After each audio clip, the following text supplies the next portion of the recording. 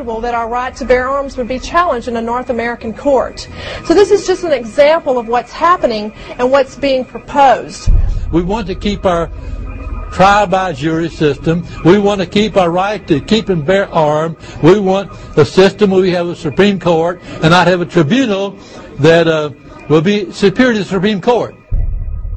In 2005, Cintra, a Spanish-owned company, signed a secret agreement with the Texas Department of Transportation to erect toll roads on existing roads and to toll new roads that were completely paid for by tax dollars. There are people, believe it or not, in Texas who don't know what the Trans-Texas Corridor is. Right. TTC 69, which they'll have the environmental hearing starting this spring on, runs through my part of the state. And there are people over there who have no idea what's fixing to come in their backyard. TxDOT, an unelected state agency, claimed that the agreement with the foreign company was even secret from the Texas legislature. When the truth came out, newspapers across the state called for heads to roll politically. Cintra's response was to have its Australian subsidiary make its first U.S. newspaper buy. Every newspaper they bought was along branches of the Trans-Texas Corridor and had been critical of the toll road plan. The cost of 40 or 50 newspapers is nothing compared to the profits that'll be made. Just Phase 1 alone of the state toll road plan is estimated to raise more than $200 billion in just the first 15 years. And Texas is only a small part of the global panorama.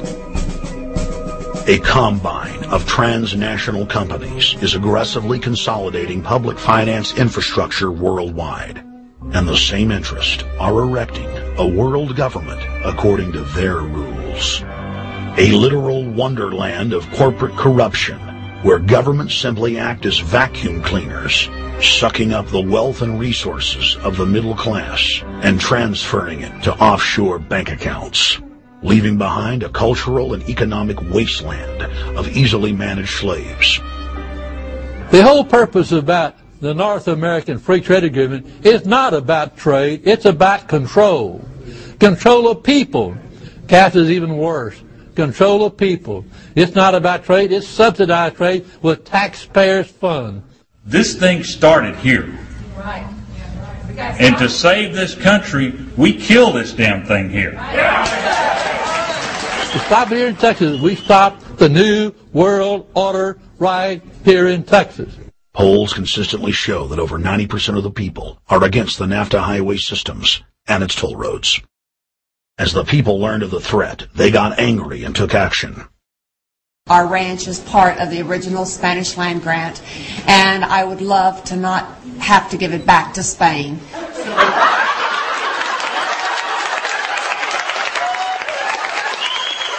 Opponents of a proposed superhighway today held a major protest.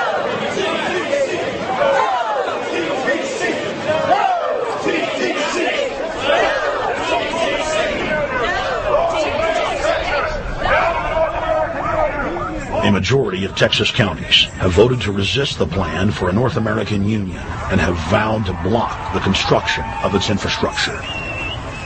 Heck, we already know in a law that was passed by a subservient United States Congress, where practically nobody in the entire Congress stood up and said no, they've already passed a law saying all their driver's licenses are going to be chipped. Well, I'm telling you right now, I'm not going to carry in a driver's license that's got a chip in it. Those big bullets everywhere I go and see everything I do. No, no, hell no. No, all of it. No, no. We, the people, own this plot of ground. We, the people, own those trees there. We, the people, own our beautiful Texas, and we are not going to let a bunch of crooks and robber barons take our beautiful Texas away from us. Hell no! Hell no! No, no, no!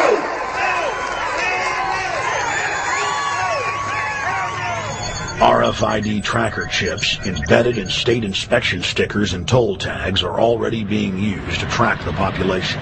The new system is also meant to control growth and steer development through so-called smart growth. smart growth, which is nothing more than an effort to bring control into the cities. You have the rewilding of America and the Wildlands Project, the Convention on Biological Diversity, which is to control our rural population. Toll roads on interstate highways nationwide are walling off exit ramps to small towns and rural communities, and are creating ghost towns by design. This trend is accelerating under the NAFTA highway system and is meant to rewild more than half the country. All of these things are designed to bring more and more control to bureaucracies rather than to the independent individual, the sovereign individual of this nation. What brought me into this whole discussion was the fact that while I was doing this multi-million-dollar research effort in the 1980s and early 1990s, I became aware of an agenda basically to lock up one half of the United States into wilderness corridors and reserves. What's called the Wildlands Project, but it was also a key cornerstone of the United Nations Convention on Biological Diversity. It was during that study in which I began to realize that this was not an effort to protect the environment, but an effort to control you and I. They were dividing the United States up into little compartments in which they would rip out roads, which they rip out whole communities and put them back in the wilderness. The federal highway system was designed by Pentagon war planners in the 1950s to serve as a rapid deployment conduit to move ground forces for the defense of the United States during invasion. The unconstitutional Northern Command is now using the highway system as a force projection matrix to dominate populations across the United States. Through federally funded emergency command centers, county and city governments are being quietly federalized nationwide. Billions of dollars per city is being spent to install millions of surveillance cameras. Every town and hamlet, no matter how small or remote, is surveilled. License plate reading software tracks Americans' movements wherever they go. New systems are being deployed that scan your face, read your lips, and analyze your walk. Under the treasonous Military Commissions Act, American citizens can be secretly arrested, stripped of citizenship, flown to offshore torture camps, and secretly executed. Under Section 802 of the Patriot Act, all misdemeanors are considered terrorism. Federal police squads called Viper teams randomly force Americans to line up and show their papers. From the sidewalks of Miami to the subways of New York to the streets of Houston, Texas, citizens are being searched by heavily armed gangs of paramilitary police.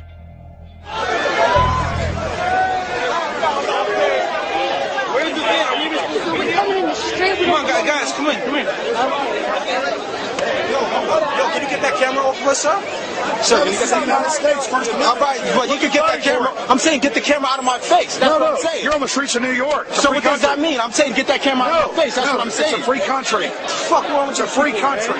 Get this damn camera out of my face. Oh, this isn't Nazi Germany. There's no camera in your face. Hey, move to Russia. Okay?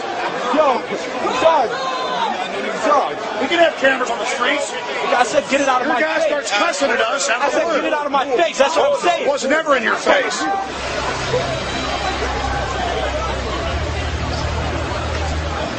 Yo.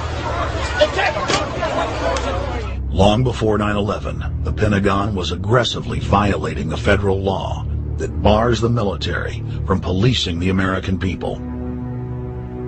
Coast to coast, for more than 2 decades, teams of troops would just appear out of nowhere and randomly stop cars and search pedestrians.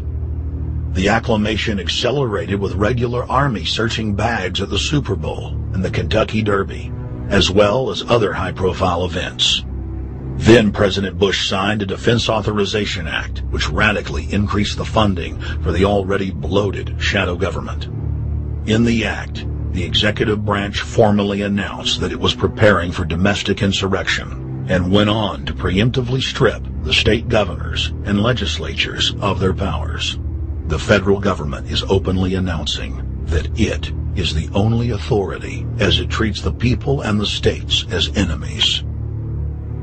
Then on May 9th, 2007, President Bush unlawfully granted himself new powers. and the presidency officially became a fiat dictatorship. In the